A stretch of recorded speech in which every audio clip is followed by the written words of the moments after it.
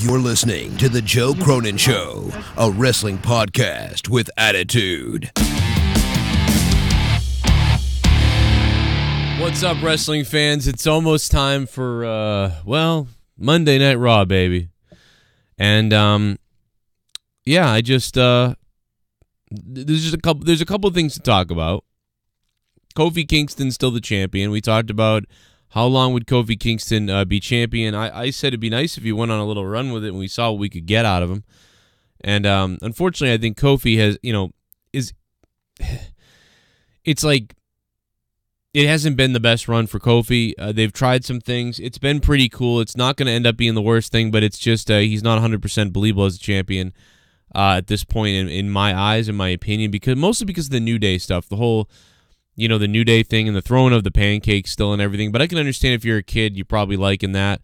And again, I love Kofi Kingston, big fan of him. I always liked him in real life as well as in wrestling. You know what I mean? When I knew Kofi a little bit for a second in real life, he was a great guy. And he's a great guy on TV. And he's one of the best athletes in the company. So I think he's been pretty good. That has prompted people to come up with what would have been the worst WWE champions of all time. So I'm looking at that list and I'm thinking about it, and I'll probably come out with a podcast on that at a later time. But let's talk about another guy that I love to death, and I think we all love to death, and that's The Rock, man. Now there's a couple other stories I'll get to in a minute after this, but real quick, The Rock quietly retires, they're saying. And he did. He quietly retired from wrestling, apparently. He confirmed this. The Rock is 47 years old. He confirmed the news this week. An appearance on Live with Kelly and Ryan. He was promoting the new film Fast and the Furious, Hobbs and Shaw, reflected on his days as The Rock, and credited WWE for all his success. And he retires, which is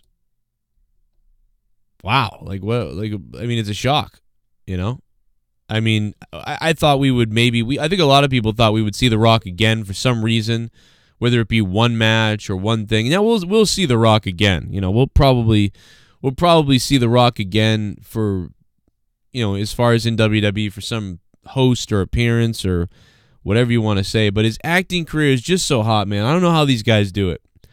I think, Chris Jericho, right? Chris Jericho comes to mind as somebody who's just so unbelievable with the stuff he throws on his plate and when he does. I'd say The Rock is probably right there, and maybe John Cena too. Although I don't know the behind the scenes, I don't know the situations, I don't know what these guys really deal with and what they do. But to me, Chris Jericho is one of the top guys. I mean, for a guy who's not like an A-list celebrity, like The Rock is a full-on Hollywood celebrity. He can probably get a jet anywhere he wants. Jericho is more of a entrepreneur type of thing. He's like, I got this cruise. I'm now in AEW. I'm appearing at this thing. I'm writing music here. I'm doing a TV show there, another TV show here, podcast appearances. I have a podcast. So Jericho has got to be doing like The Rock. To me, it's like The Rock does interviews, does movies, and once in a while comes back to wrestling. That's three things. Now, I know he's doing a million other things, promotion, this, shooting, filming, and all these type of things. But I put Jericho on the busy schedule above that. When you think about AEW, wrestling appearances, music, podcasts, interviews, and TV shows. That's 5 things that Jericho does actively, and there's more than that I don't know about. And he's written books throughout these times too. It's just crazy what some of these guys do. I'll be interested to see how long Chris Jericho lives. You know what I mean? Now, if Jericho lives to be like 90, if Jericho lives to be anything above 80 years old, I'm gonna say, look at that man. You can drink, party, abuse your body, and then do all these crazy, stressful things, and you can live a full life. So everybody out there now that's like young, take note of Jericho's life and how he now a lot of it's genes. I'm being ridiculous here, but it's a lot of fun to talk about. But seriously, The Rock, man, retiring from wrestling. A guy like this, does he need a send-off? Do you want The Rock to have a send-off? Some kind of match that says, hey, let me just move my mic. That says, hey, this is my last match. This is the last thing I'm doing. I'm telling you all, here it is. And it looks like we're not going to get that. We just talked about this yesterday with like Shawn Michaels retiring, big time retirement, but then he quietly sort of comes back in Saudi Arabia. But now everybody's talking about will he come back again, and it's sort of weird. He works directly with WWE quite a bit in the training center in NXT. Shawn Michaels is now, very heavily involved in the training of future superstars. But The Rock, one of the things about The Rock, I guess I'm going to share my experience with The Rock. And I thought about this earlier because of an unrelated story of a guy throwing up a Nazi salute, allegedly, at a German wrestler at NXT. Apparently the guy threw up the whole Nazi thing, which kind of reminded me of the Nation of Domination sign. Do you remember the Nation of Domination thing? They put their fists up in the air or whatever for the Nation of Domination. And I thought, man, wouldn't it be funny if he was just doing the Nation, but everybody thought he was doing the Nazi salute? I guess the fan got kicked out. People wanted the guy to get kicked out. I'm not in favor of kicking anybody out for anything unless they're actually, like, being a fucking psycho racist. Then you can kick them out. And maybe that's enough for people, but I don't know. Maybe it just seems stupid to me. I mean, back in the day, they people would do that stuff all the time. Dude, people would do that to anybody. And I just don't think that a gesture in comedy anybody should be kicked out for anything. Everybody's so soft nowadays; it's unbelievable.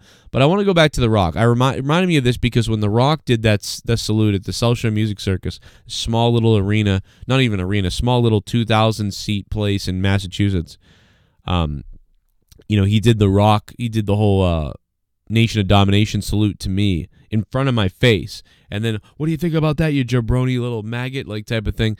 And I told The Rock to go fuck himself, and it was great. I love doing it. The Rock was huge. I love The Rock. But you think about this guy who has a lineage in the company. He's got blood in this company. He's a rightful heir to a spot. If he wants it, if he can do it, and if he can accomplish it, and if he wants it.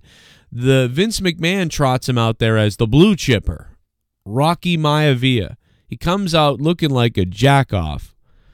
And this great, look at me, I'm this great guy and good guy, and I'm wearing this goofy outfit. I look like I just stole Tatanka's unwanted wardrobe from the back of the arena. And The Rock comes out, looking stupid. And they keep calling him the game changer and the blue chipper, and this guy's got wrestling running through his blood, and the fans don't get it. The fans are just like, what? This is lame, Nobody buys this. They start chanting, die, Rocky, die, to mock the guy. Because at the time, the WWE fans were just sick of this cartoon character crap, and they'd had enough. And the Rock, man, The Rock gets a chance on the mic, and he makes his own luck. He could have been a guy who, yeah, sure, he had the bloodline, he had the rightful spot in wrestling. The McMahons were going to give him a shot, football player, all those types of things. It could have ended just after this. McMahon could have said, man, this guy really, let's get rid of him. He looks like a goof. It's not working. People want him to die. And the guy makes his success, man. He gets on the mic, and he just, his personality, his charisma, his ability on the mic, his ability to think fast on the mic and to be clever. It's like unbelievable, this guy's charisma that came through. It was awesome. And he went from looking like a sort of like a goody two-shoes blue chipping sports athlete, like any other guy maybe, to grabbing that mic and being like, you know what The Rock says, shut your mouth. And the guy absolutely like electrifies fucking everybody. It's unbelievable.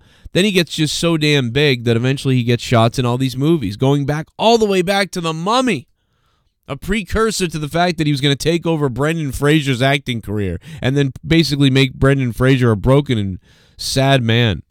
His wife would do that too, Brendan Fraser's wife. But yeah, so man, the Rock's career, being one of the top guys ever in the world, ever in wrestling, being a top Hollywood actor now. This guy has done it all, and he slowly retires from wrestling. So to see The Rock finally retire, I feel like we give it its attention right now, right here. I can't tell you how many times, you know, as a kid that we walked around saying The Rock's phrases, The Rock's catchphrases, rock bottoming somebody at lunch on the goddamn negative 20-degree grass out back of the school, which hurt like you might as well rock bottom somebody on the cement. But yeah, so many things that The Rock did. He brought awareness too to Samoans. I think that a lot of people, you know, in the past, you know, maybe talked about Samoans, and there's a lot of people that didn't know about Samoans. I didn't know about the Samoa. I didn't know about Samoans. I had no idea what that was.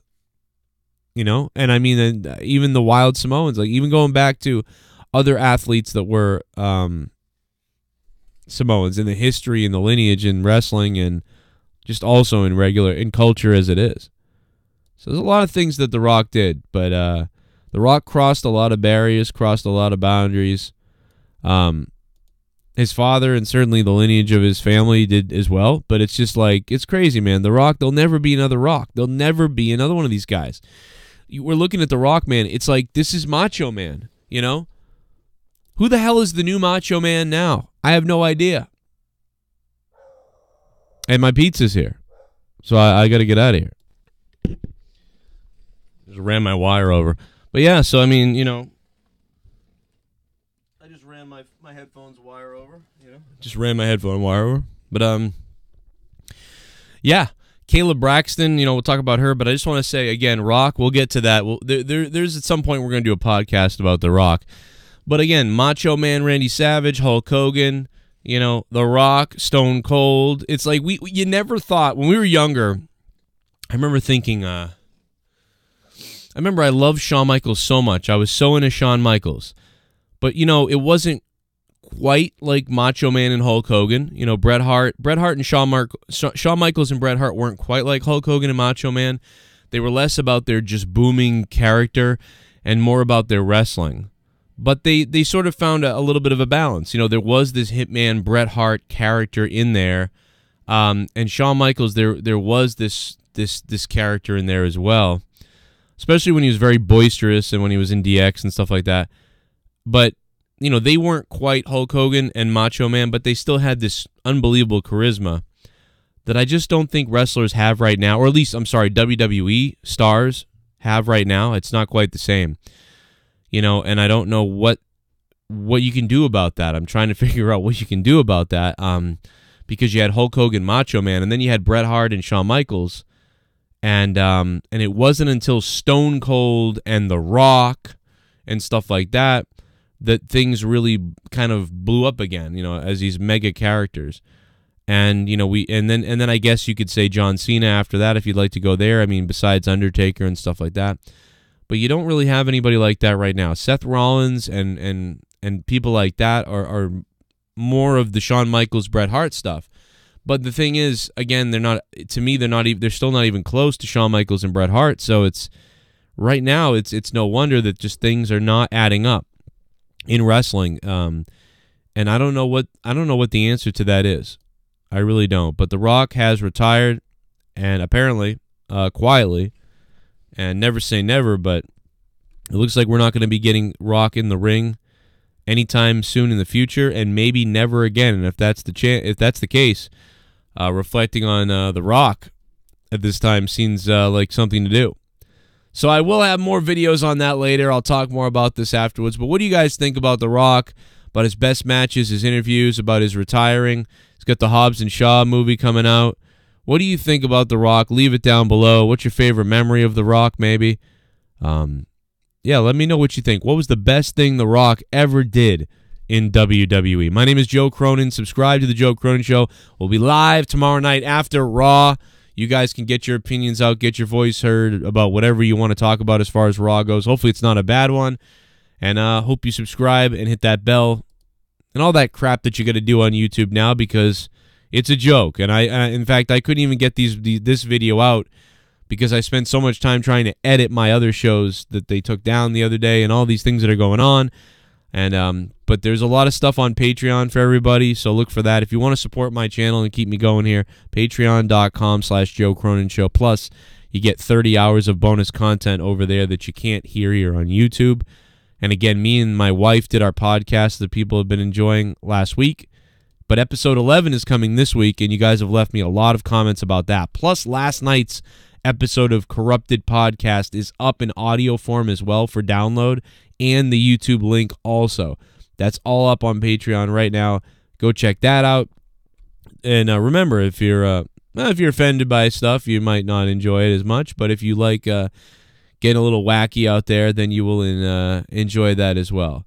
That being said, me and Leah's podcast, I know that we've only done 10 episodes in a couple of years, but I mean, Leah's on every show anyway, so. But yeah, check out Corrupted as well. That's on Patreon. So much stuff available. And I will see you tomorrow night after Raw, unless I make another wrestling video today. Here's some other videos you guys might have missed. Keep on watching.